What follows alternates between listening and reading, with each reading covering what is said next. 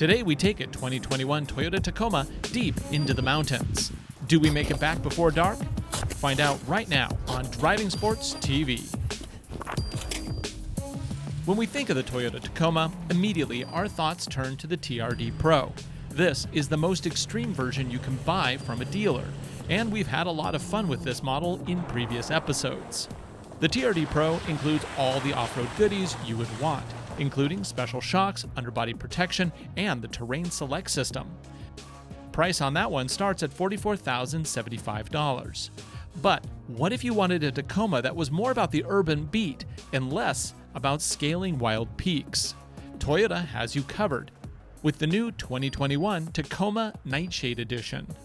Like other Nightshade Edition vehicles in the Toyota lineup, this one features 18-inch smoke alloy wheels, blacked out trim including door handles and badging, and a special grille. Based on the upper Limited trim, ours came with a double cab and the optional 4x4 powertrain, as well as a few extras like a bed mat and a retractable step. Prices you see it here, $45,186 US, including destination. The engine is Toyota's proven 3.5-liter V6, which features an Atkinson cycle and variable valve timing. This is good for up to 278 horsepower and 265 pound-feet of torque. It's connected to a 6-speed automatic transmission with a dual-range gearbox for part-time four-wheel drive. EPA rates this at 18 miles to the gallon in the city and 22 on the highway. The back gate has a nice damped action. The 5-foot bed has both a cargo liner and that optional mat we mentioned earlier. Power is provided for tools with a built-in inverter. For hauling, bed capacity is limited to 1,095 pounds, so if you're getting gravel, make sure you stick to the limit. Towing capacity is 6,400 pounds.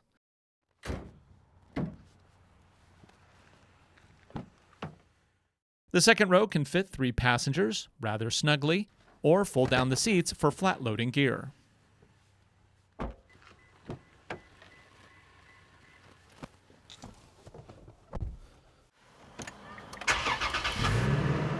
Here we are inside the Nightshade. I like the name Nightshade. My wife, not terribly keen on the whole thing. She just thinks, death and trucks shouldn't really go together. She has enough worries with me heading up into the mountains as it is. Being the Limited, this one is pretty loaded. We have a small color display here, but we have a big navigation screen here. And this gives me all the stuff that, you really need in a truck navigation system. I can go places, of course. Let's try voice commands. Navigate to Cafe Ladro. Showing result. These navigation systems have actually gotten pretty good. You can usually use pretty natural speech to find your location because they're cloud integrated. It basically uploads the data to the cloud processes it, sends it back super quick. Of course, if you're off the grid, this is no use. But in those cases, you can just type in and it'll use its local database. Plugging into the front port, you can enable Apple CarPlay, which looks really quite nice on this display. It fills up the screen and has good color, all the things you really want. And then of course, once you're there, the button here then activates your voice assistant. Navigate to the nearest Cafe Ladro. The nearest one I found is Cafe Ladro on Urban Plaza in Kirkland. Boop, there you go. Super easy.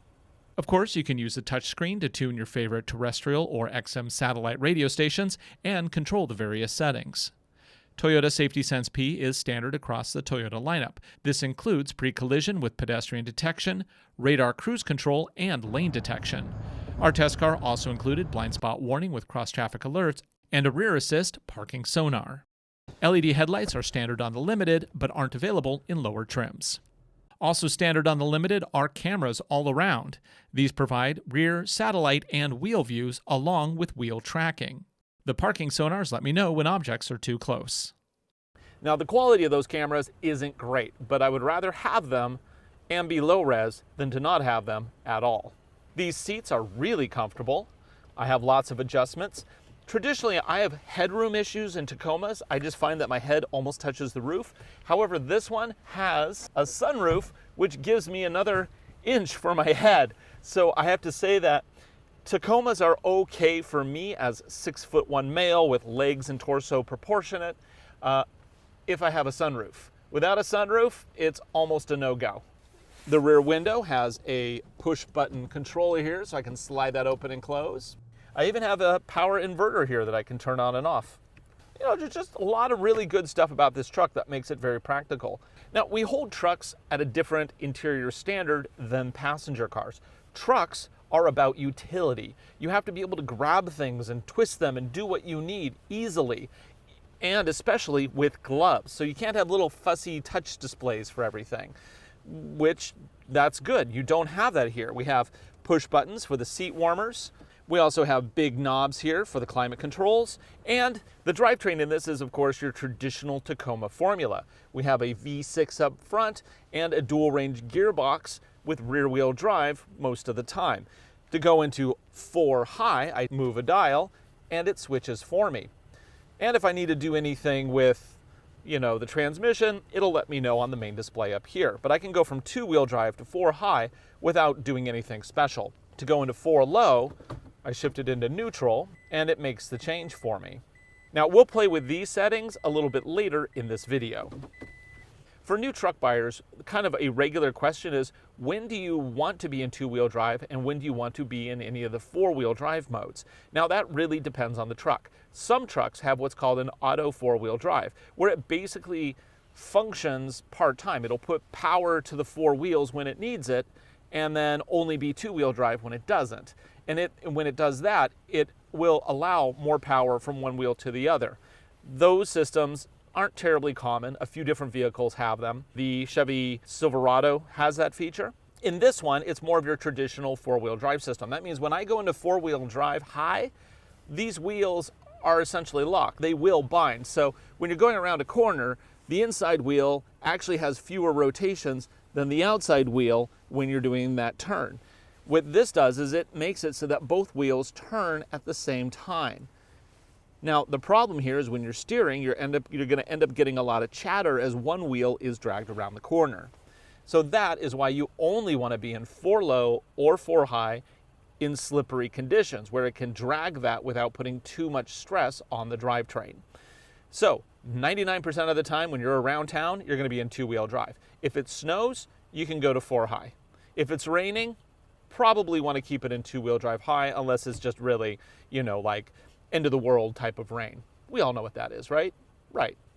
So for this truck, we're not going to go into the deep, dark woods because this is not a TRD Pro. It's not the most advanced truck possible. However, I thought it would be kind of fun to have a modest snow run using these tires, which are fairly modest. Let's saddle up and head out.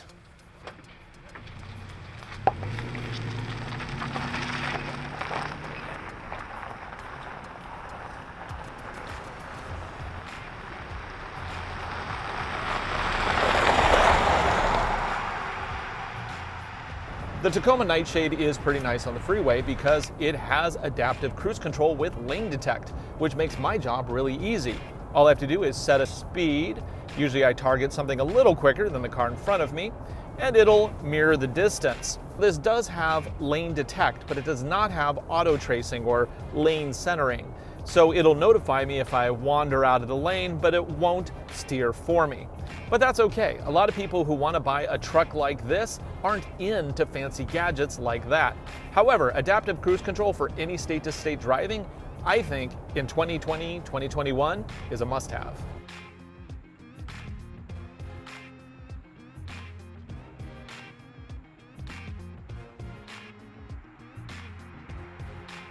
So the Nightshade here is really the city slicker's pickup. It doesn't have crawl control or any of the fancy modes like the TRD or the off-road models have, but it is about as expensive. What you're paying for are, of course, some of the visual upgrades, including blacked out badges, all that stuff that we covered earlier. And it is just one of the best looking trucks on the road.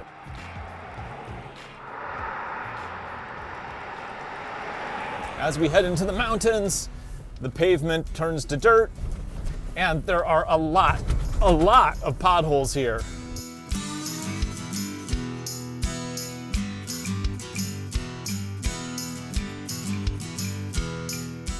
Whoosh! Ha! Yeah, they have not maintained this road well at all. Woof.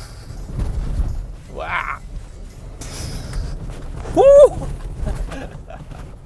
Just because it's not a TRD doesn't mean you still can't have some fun.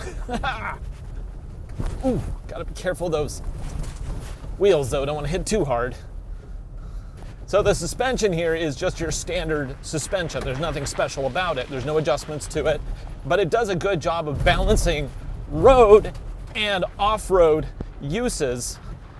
Clearly, if you want something more targeted to off-road, you want to go with the TRD Pro or the TRD Off-Road. But for a balanced solution, this is actually quite nice. Whoa!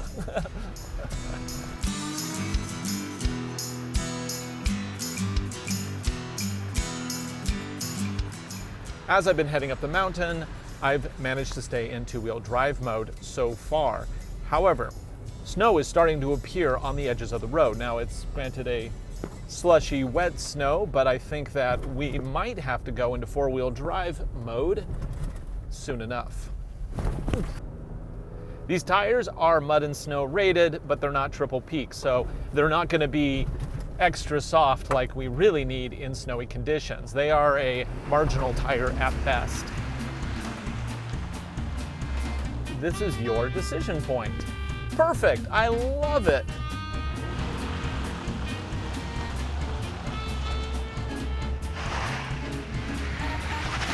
I have been up this road many times before, and they are right. What happens basically is there's a very steep climb just around these few corners, and the weather conditions can change dramatically because we're right at the snow line. And it gets to a certain point where all you can do is back up.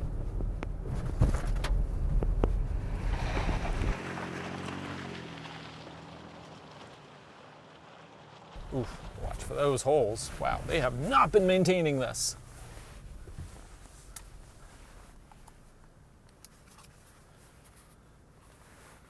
It's the old Iron Horse Bridge right there. Still in two-wheel drive mode, just want to point that out. Whoa, we're getting a little slippery here. Okay, I think it's time to go into four-wheel drive mode. 4 high and drive. Oh, yeah, no problem. Oh boy. The hazard here isn't just the fact that we might not be able to go this way. It's that the crowning kind of has the road going a little this way towards the cliff. So we have to be really careful that we don't slide off to the side, because these tires just really aren't designed for extra slippery situations. We just don't have the grip to propel us forward in all conditions. So as soon as I feel unsafe, yeah, that's when I'm going to turn around. Unlike the Tacoma TRD Pro and the TRD Off-Road, this does not have all those cool off-road settings like crawl control and the multi-terrain select system. So we're limited to just our dual range gearbox and the basically 4 high, 4 low is the only thing we got going here. Once we run out of options with those, we're done. The more off-road focused Toyota vehicles include a suite of off-road tools to provide greater capability in extreme conditions. These often include a locking rear differential, the multi-terrain select system, 8-track, and crawl control. To see those systems in action, watch any of our 4Runner or Tacoma TRD Pro episodes. As for this Limited Nightshade, it doesn't have any of those. To stay out of tricky situations, all we have here is a low-range 4-wheel drive system, a V6, and some middling tires.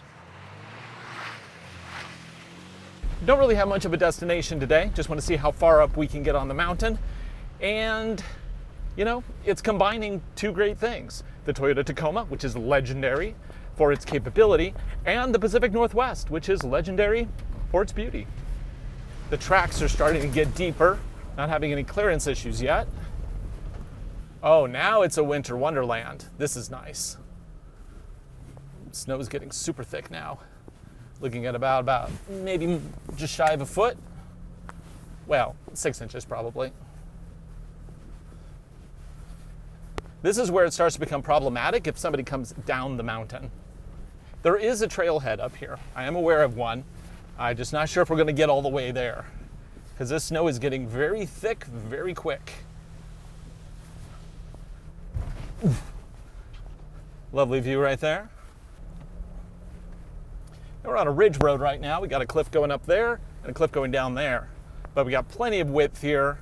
It looks like some other vehicles have been through here earlier today, so the treads are slightly dirty, which is nice. Oh man, this is great. Okay, we have about 8 inches of snow in the middle. This is where most crossovers would be throwing in the towel, but we don't have a crossover, we've got a truck. So let's see if we can go any further.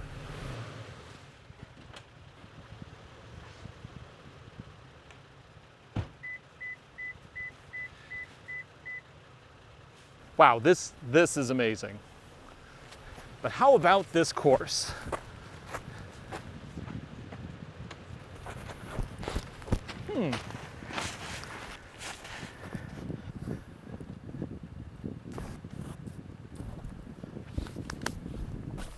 I say, let's do it.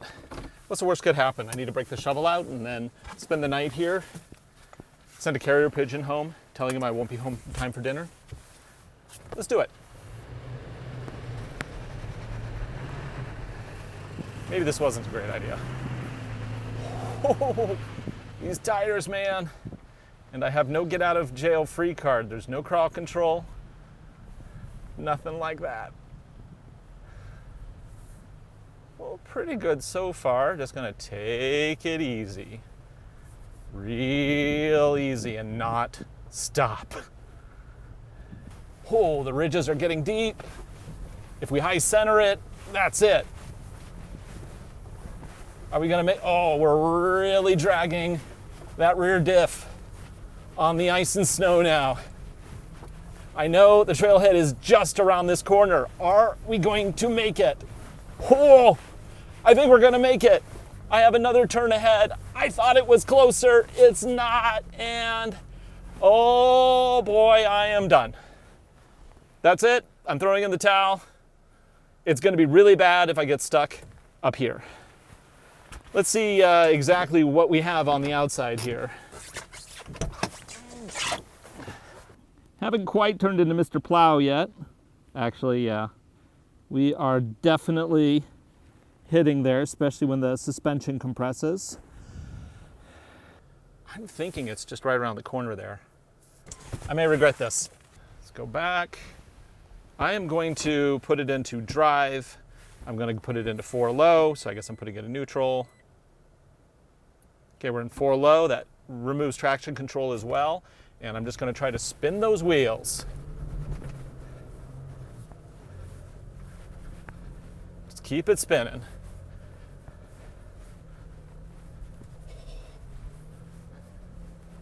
Yee.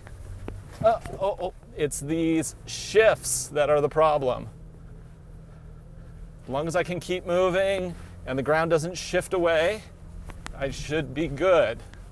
Because if I get stuck here, it's gonna be really bad. Ay. Okay, get speed where I can. Don't hit the sides. Stick in the tracks, stick in the tracks, stick in the tracks. Whoa, that's a hole.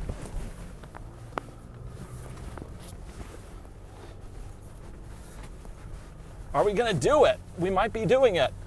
Or we might be doing something very bad that we will regret very shortly.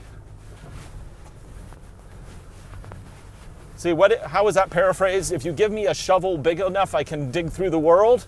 I think that's how it goes. Maybe he was talking about levers. We might need one of those too. Oh.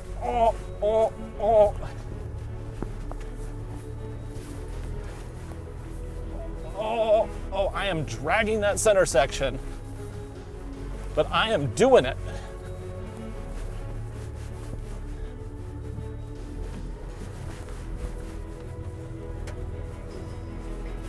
Come on, come on!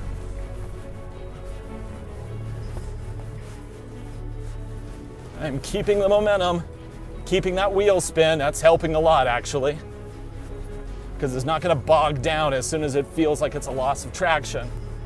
Oh, there's the trailhead right ahead. Come on, you can do this. Keep it up. Don't get off the track. Don't get off the track. Don't get off. Ooh, that's a sideways move. Don't want to do that. Come on, you got this. You got this. You got this. Come on, don't go in the ditch. Keep it moving, keep it moving. You got this. We're almost there.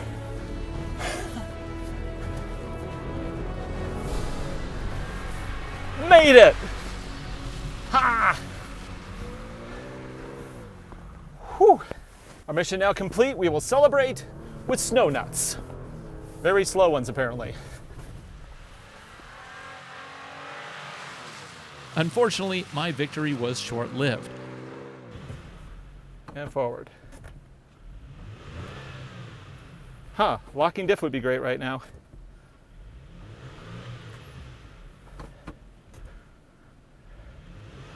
I'm just gonna leave it in drive because I want to see that wheel spinning. Is the other wheel spinning?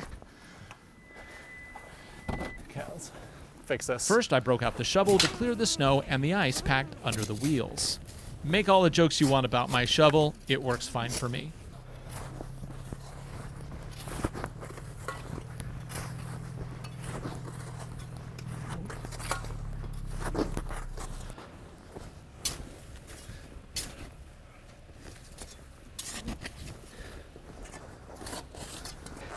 Let's try it in reverse.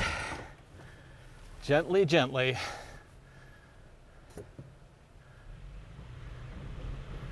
Really?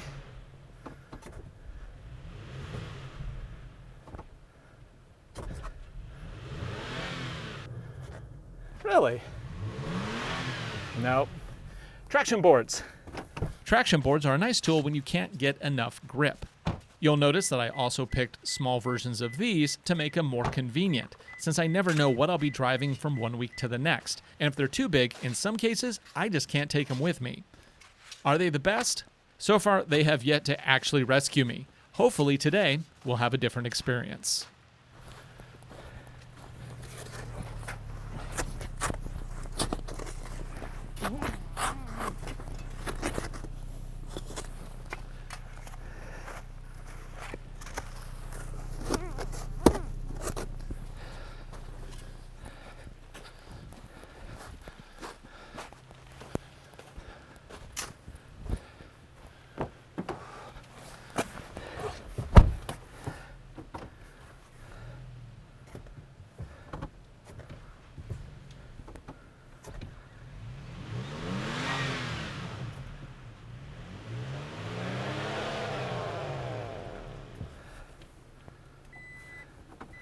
Let's put it in 4 high.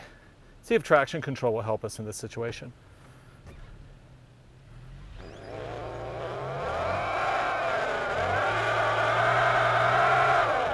No. Ah, those are getting there. That one's almost there. That one's not doing very good. Getting the board under the tire is the tricky part. Of course, I have no weight on my tail.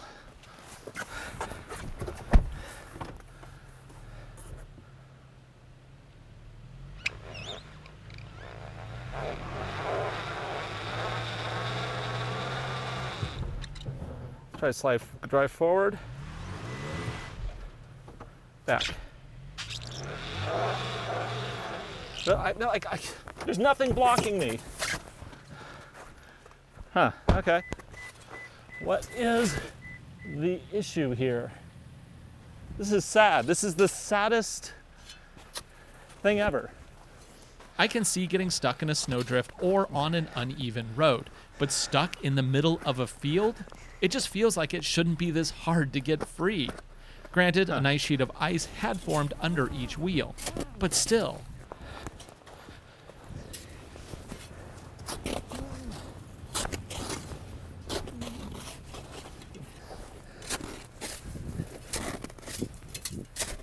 If this doesn't work, then it's time to plan B, which would be shoveling snow into the bed to add weight to the back. I'm gonna go back to 4 low. Neutral. Let's try to go forward a little bit. Crown it. reverse, got it.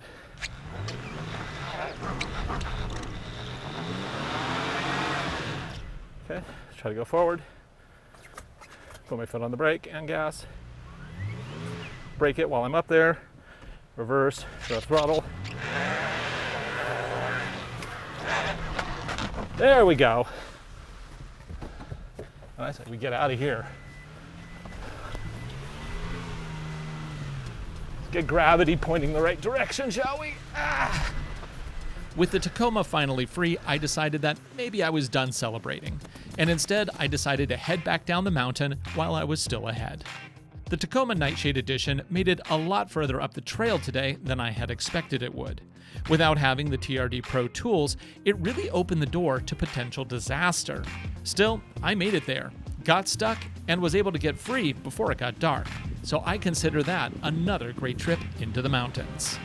For more adventures and car reviews, be sure to hit the subscribe button and also leave a comment with your thoughts on the Tacoma Nightshade. Is it crazy to spend TRD Pro money for a truck that doesn't even have a locking differential? Let's talk about it. For Driving Sports TV, I'm Ryan Douthit. Thanks again for watching, and we'll see you again right here next week.